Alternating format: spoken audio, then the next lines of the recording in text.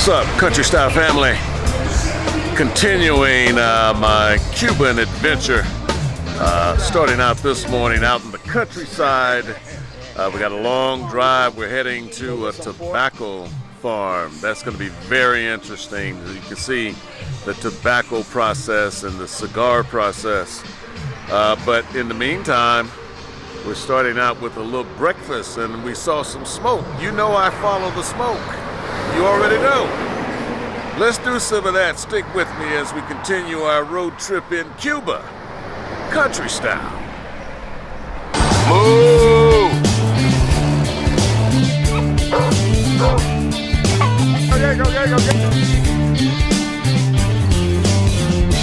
There he is again.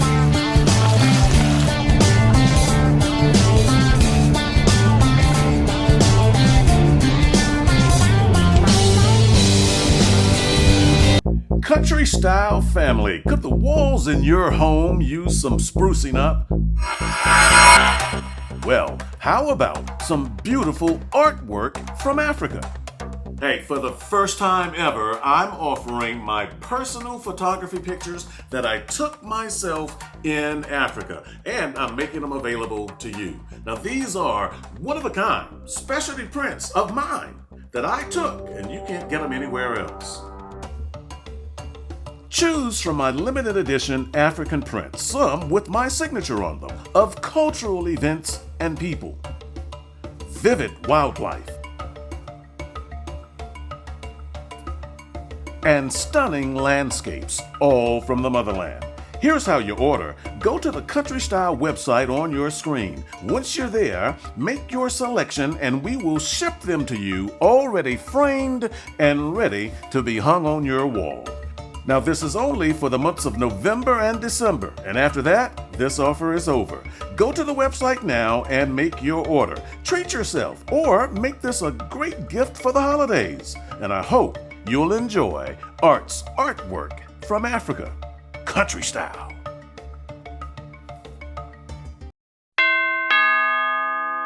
Hey, Country Style family, let me interrupt this video with just two things before we continue. First, we've updated our Country Style merchandise with all new designs that you're just gonna love. Now, while you're out there doing your holiday shopping, don't forget, get your loved one something special, a great Country Style gift, and I'm sure they'd love it. Now, if you're shopping on your phone, go to countrystylestore.myshopify.com. Then click on those three lines on the top left of your phone, and then select Catalog to shop. Now, if you're shopping on your computer or your tablet, just go to countrystylestore.myshopify.com and then just click Catalog. It's as simple as that. Hope you see something you like.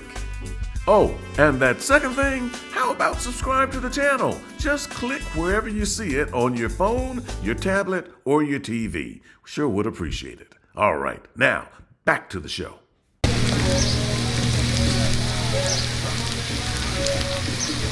This roadside breakfast spot outside of Havana feeds the local farmers and workers. The food is hot, it's fresh, and it's damn tasty too.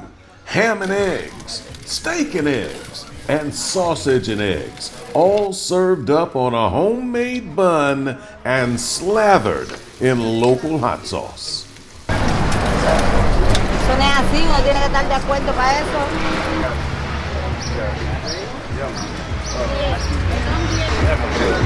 A great morning sandwich. Ham and eggs, right out here in the countryside. Good stuff.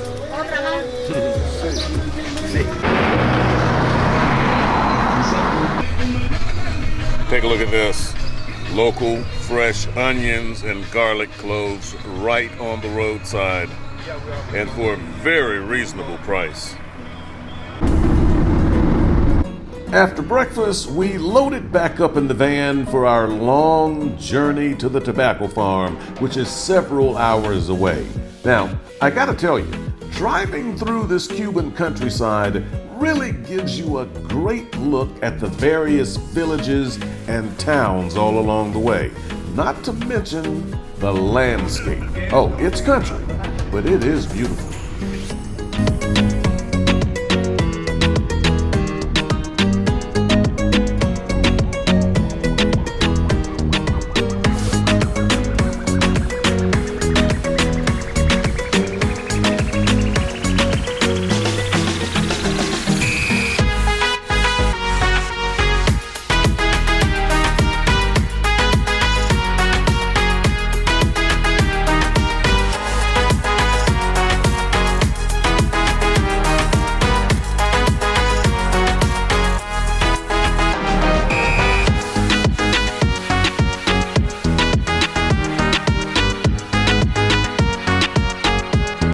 But let's speed up this trip and get you to the tobacco farm.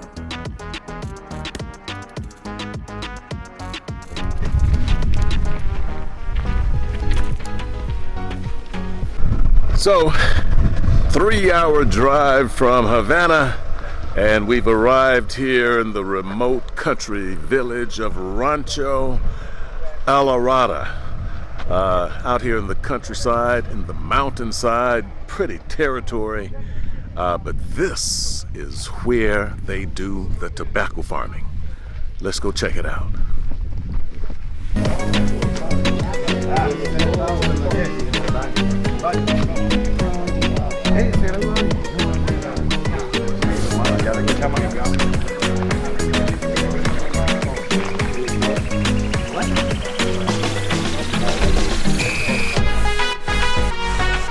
Check out this rooster right here. Hey fella, didn't I just see you at the country style cook-off? Oh, that was your cousin's? I guess not. Where's the southern gentleman? Where's Hezekiah when you need him? Look at this rooster out here, Hezekiah. Here, piggy piggy.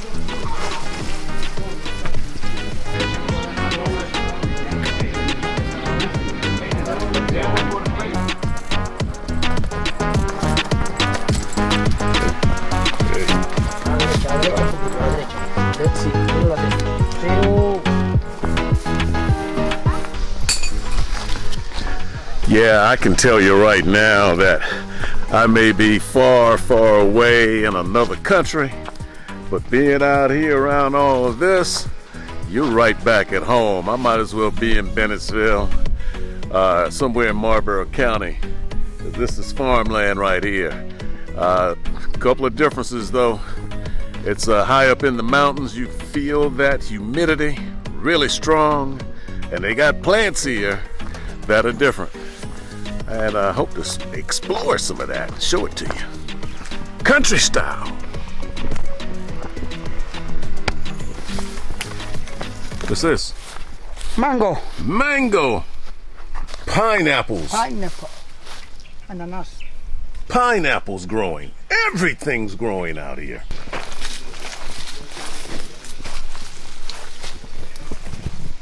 Oh yeah. Nice. Nice coffee beans. Yeah. Beautiful. So you have 3 primary crops that they're growing up here. You have the coffee beans. Look at this right here. Premium coffee plants up here. Take a look at this coffee. Coffee plants right here. You also have the yucca plants. Look at this yucca. Notice how hardy all the leaves are, how green and vibrant. Looks a little bit like some funny weed back home. And then of course you've got the tobacco. Green and lush, fresh. Take a look at that. Look at that tobacco leaf right there. Smooth and velvety. This one there like this because Take a look. Cuban tobacco growing in its natural environment. Beautiful stuff. All right, so here's some more country boy art about to come out on you guys now. So in South Carolina, we grew up with tobacco as well. Tobacco fields are everywhere. And so we were out there in the field. We'd had to crop that tobacco in the summertime, and it was hot work. But here's the big difference. I can tell you right now, the tobacco we cropped wasn't like this. Sure, it's still tobacco. These leaves are a lot smaller, much, much smoother to the touch. and it's a premium leaf. You can look at it and tell right away this is not the stuff we grew back in South Carolina, or throughout the South for that matter, which was a much lower grade tobacco. Now, what makes this tobacco a higher grade? Glad you asked. Take a look at this dirt right here. Right here. That's what makes it different. This dirt, this soil, is premium soil. It's rich, got a lot of nutrients in it. It's in a climate where it can thrive. You got the mountains, you're getting a lot of rain, you're getting perfect sunlight on it. And so this dirt, while it looks like just probably red clay on camera, let me tell you right now, pardon my French, it ain't. This is some good soil right here, and that makes it perfect for these tobacco plants. El único que le ayuda a ella. Si lo dijiste que te escuché, no hay vuelta para atrás. No hay vuelta para atrás. Okay, again, I'm calling on all my old school guys out there. I'm taking you into the tobacco barn. You all remember the tobacco barn? You remember it well. They weren't this nice. This one's got chickens in it. Hello. Yeah, back in the day, you had to get up at like 3, 4 in the morning when you had to do what they called put in the tobacco, put it up. And you would climb up on these rafters here, and then you'd get up high where it was super hot and hang that tobacco. That's why it was done so early in the morning, because by 9, 10 o'clock, it's too hot in here. No air conditioning. You had to do this work early in the morning, putting in tobacco. So there's a lot that is the same about this process here. But again, it's the tobacco itself that makes it so much different. Okay, so I'm here with Gabriel Gonzalez. Man, I'm learning so much being out here with you today. Explain to people, there's so many different brands of cigars. Yes. All over the world. But are you saying that they all start here on the farm? Explain. Exactly. There are many different brands. In Cuba, there are just around 45. But everything starts from the lands, from here, okay? And what happened? Unfortunately for us, we cannot plant tobacco during the whole year. We just do it once a year, and it has to be during winter season because it's the drier season, and the tobacco plants, they don't need too much water. Yeah, and so how does it work that one is a Cohiba, one is a Partagas? There are many different brands because everything depends of the blend we do with the different types of leaf, because there are strong leaf from the top, medium leaf from the center, and light leaf from the bottom. So, but could this be a Cohiba and a Partagas? Yeah, it can be Cohibas or Partagas, whatever, okay? Because everything depends of the blend of the mix we do with the different types of leaf. And this is important. So to be clear, the labeling is a big part. Once they put the label on it, then it changes, but it doesn't change the core of the tobacco. No. Label is just a brand, nothing else, okay? Yeah. But the most important is the leaf, the plants, okay? Everything from the farm. In factory, they just get the leaf from farmers. They don't do nothing else instead of cigars. And they put the label that they want on it. Wow. Exactly. Wow. This is the history. This is the history. That's why we're here. That's my man right here. This is good stuff, man. Love your farm. Okay, I got to put this out right away in this episode. Now, I know cigars is not going to be for everybody, but this is what I'd ask you to keep in mind as you watch this. Think about it like this. There are fine wines. There are fine cognacs and fine foods, fine clothing. It's a culture. It's the same thing with fine cigars. People who enjoy a premium cigar love Cuban cigars. And so this is an educational story to show you the process of what goes into it. Remember, they're shipped all over the world. All over the world in high demand. And there is a lot of government politics behind it. So just keep that in mind as I walk you through this, okay? The only way that you can introduce cigars into the United States right now it's from locals, from farmers. Why? Because I don't know if you heard something about it. When the Americans fly to Cuba, you will do it not like tourists exactly. It's because you will support, you will help the Cuban people, not the government. Okay? In Cuba, it's not a problem if you go to a tobacco shop or to a cigar or to a tobacco factory and you buy cigars there with labels. It's not a problem here. You also can pass it from the customs.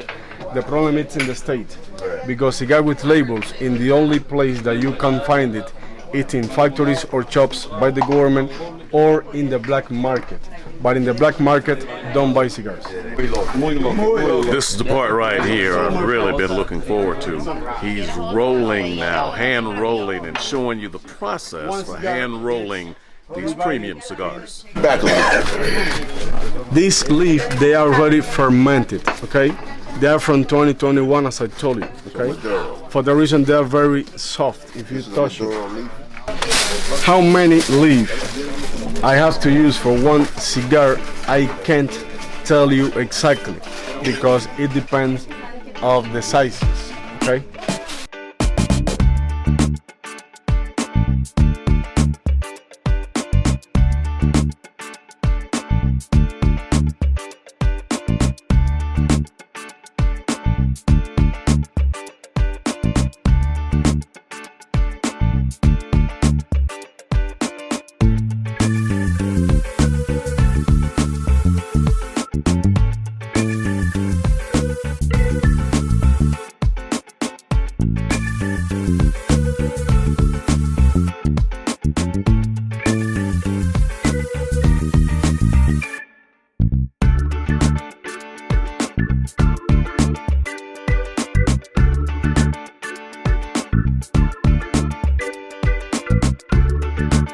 All right, so let me digress from the cigars for just a second, because you may have noticed the rum. Well, turns out Cuban rum is popular all over the island, all throughout the Caribbean for that matter. But while I'm not here to tell you about any particular rum that's the best, because there's so many good ones, what I do want to tell you is that Havana Club is probably the most popular. It's a premium sipping rum, smooth on the palate and not spicy or terribly powerful to blow you away with the alcohol content. And there's one other thing, it sure does pair excellently with a fine cigar. Just saying. Salute right here. So we've been talking about the cigars. So now we have to try the cigar. So let's yes. Honey, definitely. Perfect. This is the Guava rum. guava, and this is the rum.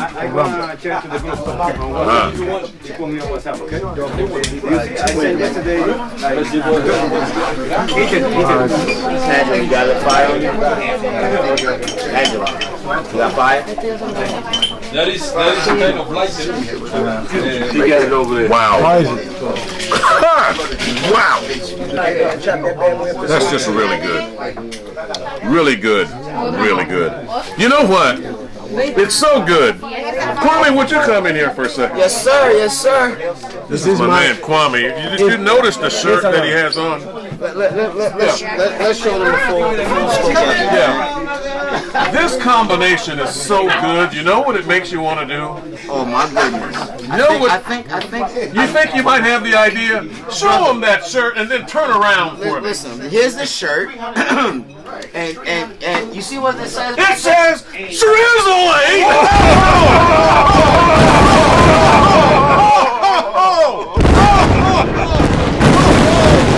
Oh, okay, sorry about that. It had to be done. It had to be done. Okay, so guys, you guys have all traveled far away to get here. What's your opinion of this whole cigar experience, learning behind the scenes of how this is done? Thoughts? The process is very fascinating. I think, we just pick up steaks from the store, we smoke, and really don't get the full essence of what goes into making it. And I think watching it, learning about it, definitely is an eye-opener. It makes it easier to now be discerning in terms of what you're getting, where you're getting it from, and what have you. Sure, anybody else? I would think the thing for me was the appreciation of how long it takes to make one cigar, and they said the process from growing to it actually being made is about 3 years, which I didn't know that. Minimum of 3 years, which makes you appreciate your sticks. Yeah. Anybody else? That Moderno cigar that we get, I didn't know that it was like 7 years. It takes 7 years to bring it to Moderno. Whereas you see that chocolate cigar, that's a good cigar. When you get these cigars, the flavor is different from the ones that we normally buy within the city. So the taste is different, the draw is different, the pool is different. See, I'm not much of a smoker. I'm just here so I don't get fined. They told me I had to go. All right, guys, show us a thumbs up. Thumbs up. Thumbs up. Wow. So another fine adventure where we teach you a little something, we have a little fun, and hey, it's all about the process, right? So, I got my team back here with me. They've got cigars in the air? Cigars in the air? Guys, I just got one question, and it comes from far, far away. We're in Cuba. We're in Cuba. Yeah. And here's the question. Guys with fine cigars and great rum and great company, how do we do it? Country style! Yeah!